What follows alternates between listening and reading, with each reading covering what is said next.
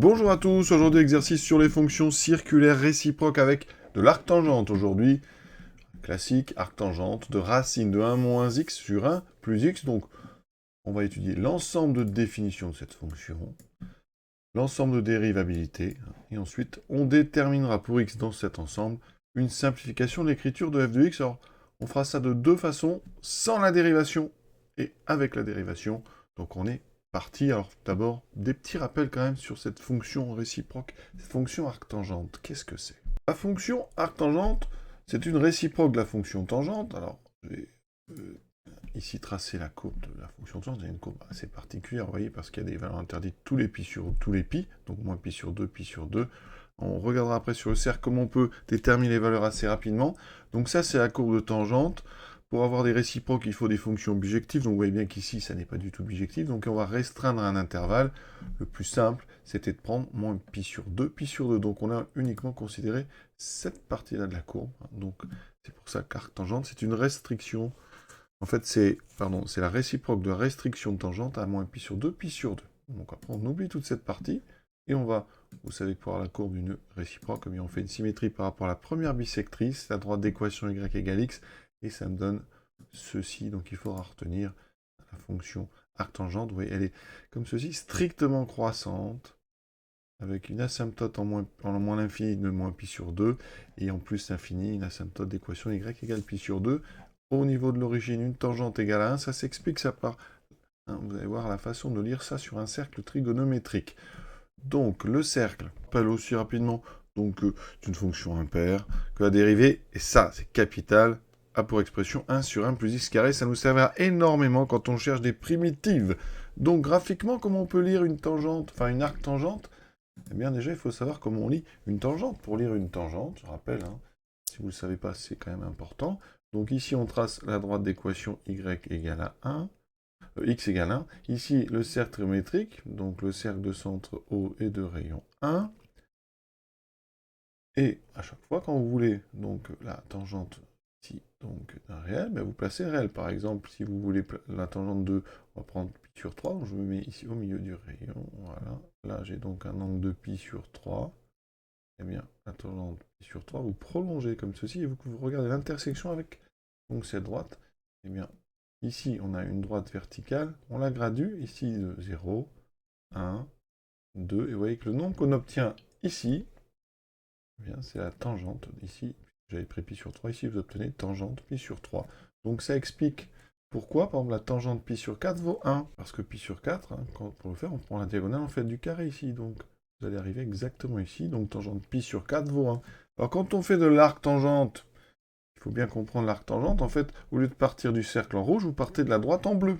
Donc si vous voulez par exemple l'arc tangente de moins 3, eh bien vous allez placer moins 3, donc ici, je place moins 3 sur ma droite bleue, et en fait tout est gradué, donc moins 3 c'est ici, et on va relier ce point en fait à l'origine, et vous allez trouver ici l'arc tangente, c'est donc cet arc-là. Donc comme ça, on comprend très bien que quand on prend un grand nombre négatif, on est très bas. Donc en traçant, en reliant, on va arriver ici très près de moins pi sur 2 par ici. Et qu'au fur et à mesure qu'on augmente, eh bien, on va se rapprocher ici d'abord de 0, et ensuite en repartant vers les nombres positifs, eh bien, ici, l'angle va s'ouvrir progressivement, et pour tendre ici, ici, l'arc va tendre vers pi sur 2.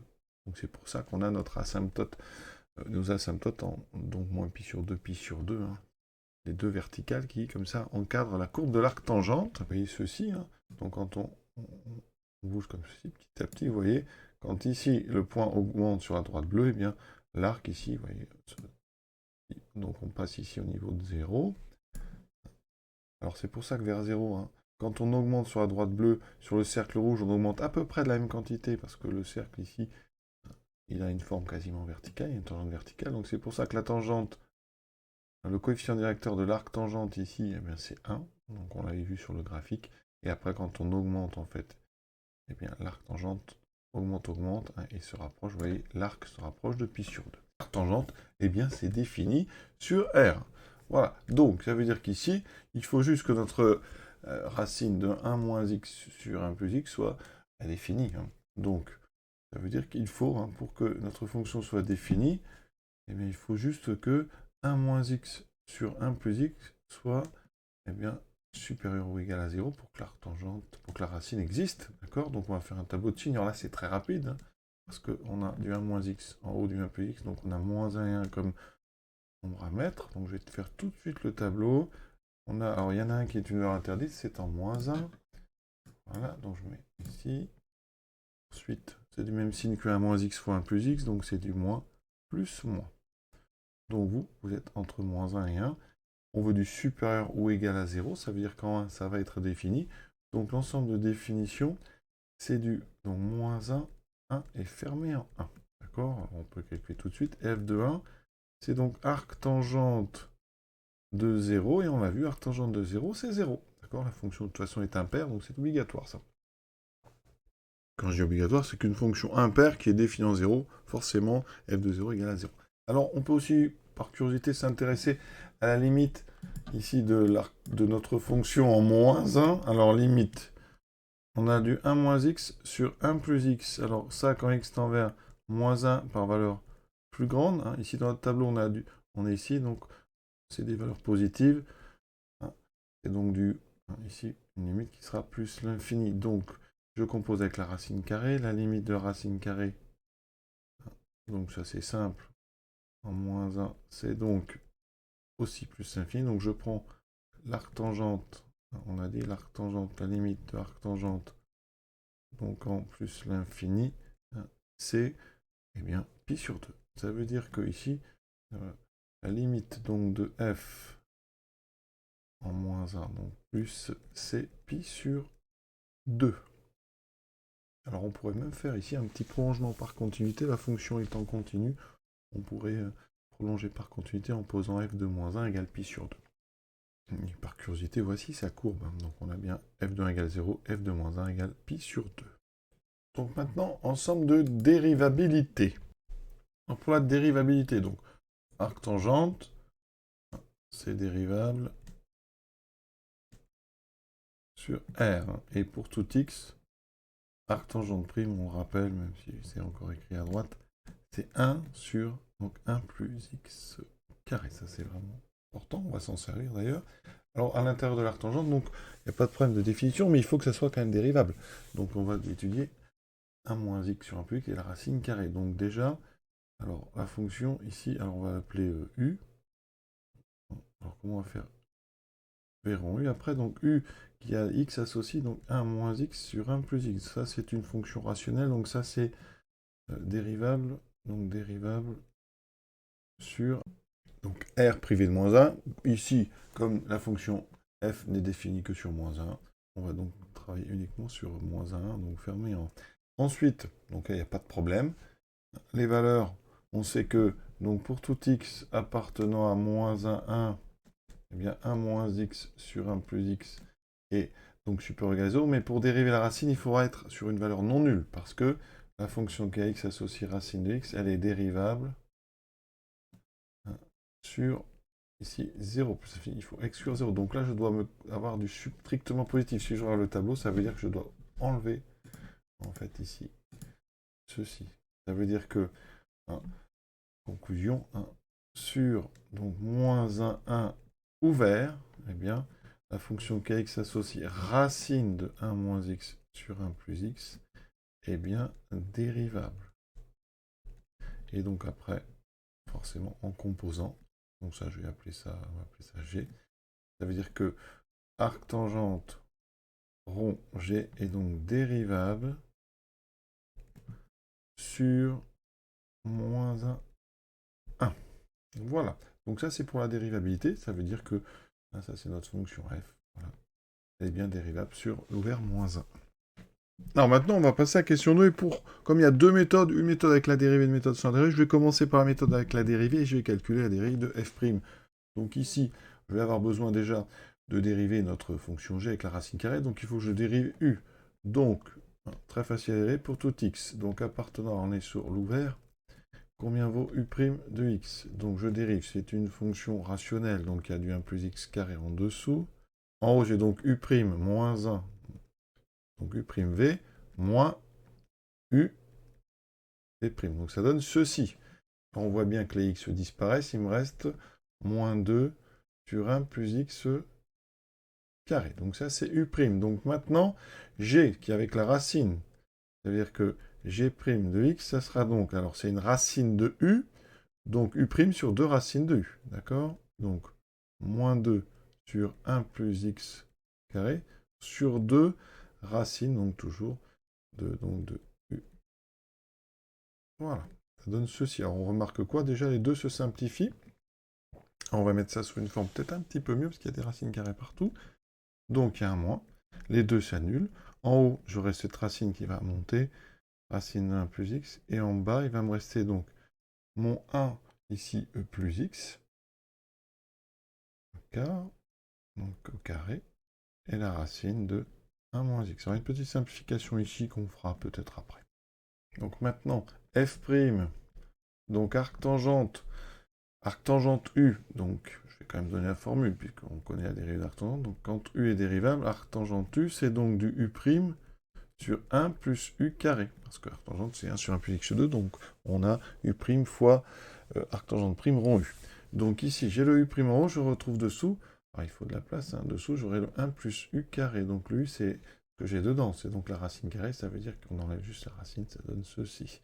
Et en haut, je trouve u', donc moins racine de 1 plus x, 1 plus x au carré, racine de 1 moins x. Alors qu'est-ce que ça va donner? Donc pour tout x dans notre ouvert, alors on met au même dénominateur dessous, alors on va essayer de faire d'un seul coup, peut-être, ou pas, non, allons doucement. Donc en haut ici, donc j'aurai 1 plus x, je mets au même dénominateur, 1 plus x plus 1 moins x, il me restera 2 sur 1 plus x. D'accord? Donc ça, je vais tout de suite changer. Il me reste 2 sur 1 plus x. Donc, alors, en haut, j'aurai donc ce 1 plus x qui va monter, qui va simplifier de 1 des deux qui est ici. Donc j'aurai 1 plus x. La racine de 1 moins x, je la trouve ici. En haut, j'ai toujours ce moins qui traîne. J'ai un 2 que je vais mettre ici. Et là, j'ai donc ma racine de 1 plus x qui est encore ici. Racine de 1 plus x. Alors, qu'est-ce qu'on fait de tout ça? On transforme encore un petit peu. Regardez, alors j'ai un moins, j'ai un 1,5. Après, qu'est-ce qu'il me reste? Alors, la racine ici va simplifier sur 1 plus x. Donc, ça veut dire qu'en dessous, il va me rester du racine de 1 plus x, racine de 1 moins x. Et là, on a un produit de racine. Je les mets les deux ensemble. Et regardez, on trouve que f' de x égale, alors, moins 1 demi fois 1 sur racine de 1 moins x carré. Voilà. Et ça, c'est intéressant. Alors, pourquoi c'est intéressant? Parce que ici apparaît cette chose. Alors, le moins, vous pouvez le mettre dedans si vous voulez. Donc, je vais faire une première méthode avec ce moins. Donc, moins 1. Ça dit quoi? C'est bien, je rappelle que eh bien, pour tout x appartenant à moins 1 ouvert, eh bien, la dérivée de l'arc cosinus de x, c'est exactement moins 1 sur racine de 1 moins x2. Donc là, en fait, vous avez la moitié de la dérivée de l'arc cosinus. Ça veut dire que donc, eh bien, ça veut dire que f de x, sur notre intervalle ici ouvert, eh bien, c'est 1,5 fois arc cosinus de x plus une constante. C'est appartenant à R. Alors, on a vu que f de 1 était égal à 0. Donc ici, on va comme ça trouver la constante. Or, 1,5 donc de arc cosinus, donc voilà, le cosinus de 1 plus constante doit être égal à 0. L'arc cosinus de 1, donc l'arc cosinus, ben, hein, quand on a un cosinus égal à 1, c'est qu'on est ici, donc ça correspond à 0. Ça veut dire qu'ici, 1,5 fois 0, 0, c'est égal à 0. Conclusion, f de x, c'est 1,5 de arc cosinus x. Donc sur l'ouvert, on a bien f de x égale 1,5 de arc cos x, et on peut fermer en 1, par continuité, hein, puisque f est continue sur le, donc ici sur cet intervalle, on a ceci. Alors vous pouvez vérifier, f de 1, ça fait 1,5 de arcos, donc 1, arcos 1, ben, c'est donc 0, ça fait bien f de 1 égale à 0. En moins 1, on pourrait même prolonger ici, vous voyez, par continuité, puisque f de moins 1, ici, avec cette formule, ça donnerait bien 1,5 de arcos moins 1 qui fait 1,5 de pi, donc ça ferait bien notre pi sur 2, on avait vu cette limite. Donc ça, c'est avec de l'arcos. On pourrait faire la même chose avec de l'arc sinus, parce que vous savez que la dérivée d'arc sinus, c'est 1 sur racine de 1 moins x2. Et là, dans ce cas-là, il faut laisser le moins où il était. Rappelez ici, donc, sur l'ouvert moins 1, arc sinus prime de x c'est 1 sur racine de 1 moins x2. Et donc, eh bien, f de x, c'est moins 1,5 fois arc sinus x, plus une constante. Alors, je vais l'appeler C2. Donc C2, et on sait que f de 1 est égal à 0, ça veut dire que moins 1,5 arc sinus 1, c'est pi sur 2, d'accord, le sinus pi sur 2 vaut 1, et donc plus C2 doit être égal à 0, on en dit que C2 est égal à pi sur 4, donc il y a une autre expression de f qui est du moins 1,5 de arc sinus x plus pi sur 4. La petite remarque intéressante, j'ai tracé ici en vert l'arc cos, l'arc sinus, sur moins 1, et on avait vu dans un exercice précédent que la somme des deux faisait toujours pi sur 2.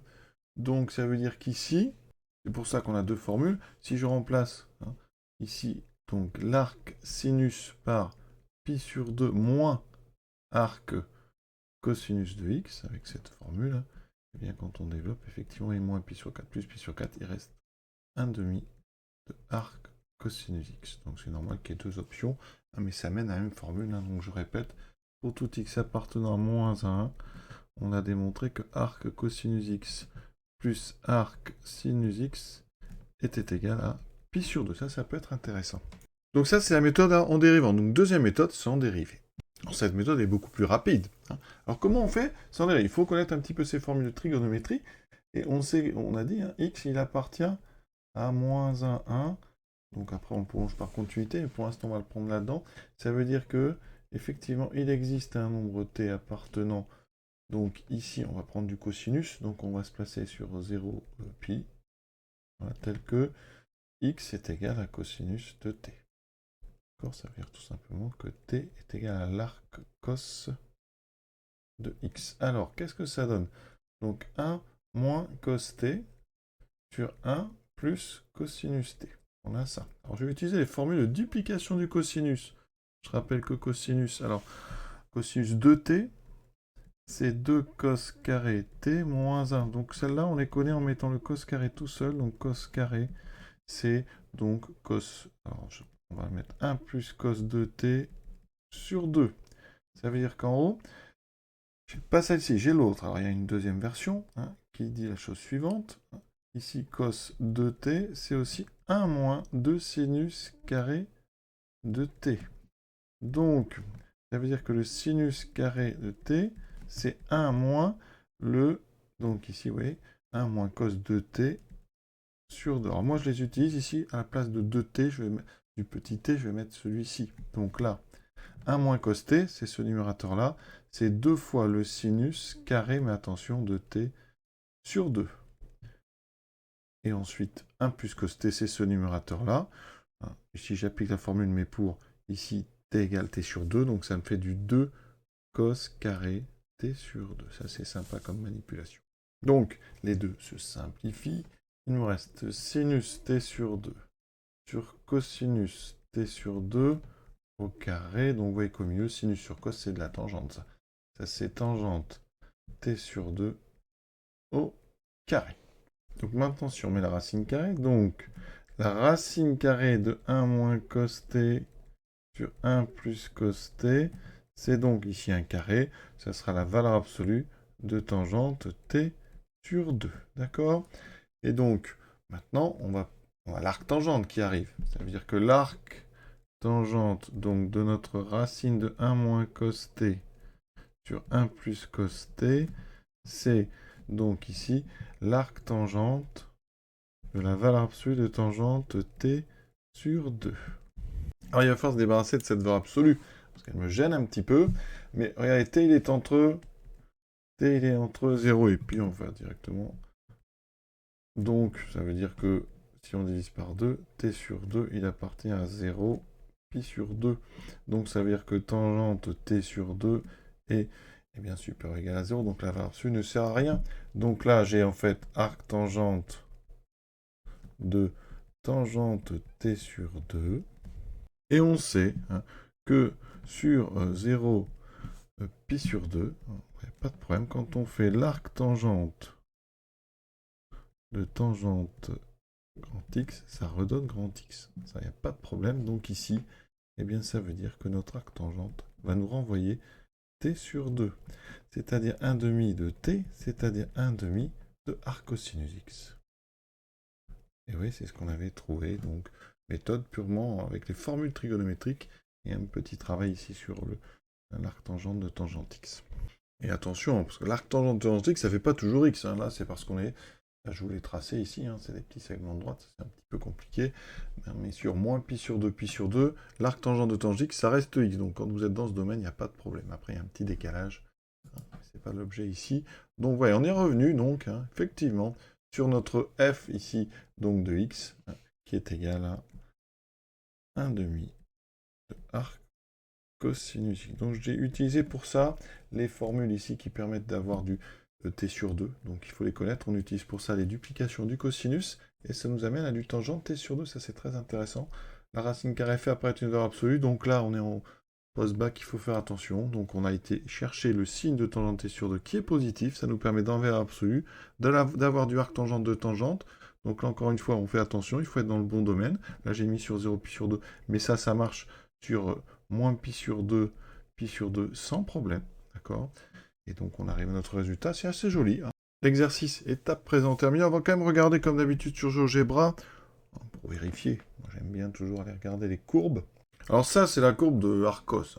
D'accord? On est sur moins 1, on va de pi ici, on descend jusqu'à 0. Notre fonction ici elle est comme ça, vous voyez. C'est la moitié. Alors, réitérer un petit peu. Donc, si je trace la moitié d'Arcos, on obtient effectivement les mêmes. Alors, de toute façon, on avait démontré, il n'y a pas de problème. Mais ça visualise un petit peu. Donc, la moitié donc, de l'arc cosinus x dans cet exercice. On a terminé. Je vous souhaite une bonne fin de journée à tous et à bientôt.